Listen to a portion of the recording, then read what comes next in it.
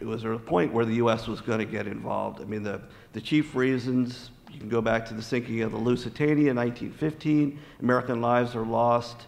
Germans have ramped up the U-boat war, and eventually there's pressure put on the U.S. And I think we recognize the fact that we had to help our allies who were the British and the French at this time. Although there were a lot of Americans in this country, immigrants from Germany, also Irish immigrants, who would have been just as happy if the United States had gone on the side of Germany and certainly fought against the British. But then you had the Mexican Revolution, which we became involved in, and then the Zimmerman telegram that said, hey, Mexico, we'll help you get back Arizona, Texas, and New Mexico if you help join this war. And that kind of turned the tide for the United States. But there were so many people in this country that didn't really understand, why do we need to get in a war that's more than 3,000 miles away? We're not directly involved in that. But without the United States, the war wouldn't have ended, and we certainly turned the tide.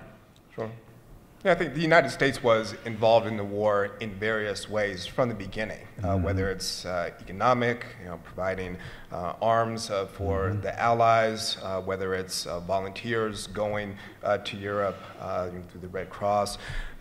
You have Americans following what's happening in the war, and we mentioned the immigrant communities who have a clear connection to it as in terms of their relatives, immediate family members. So when the United States got involved formally in the war in the spring of 1917, it wasn't as if this was just suddenly thrust upon the American people. These were questions, issues that Americans had been confronting and debating for quite some time.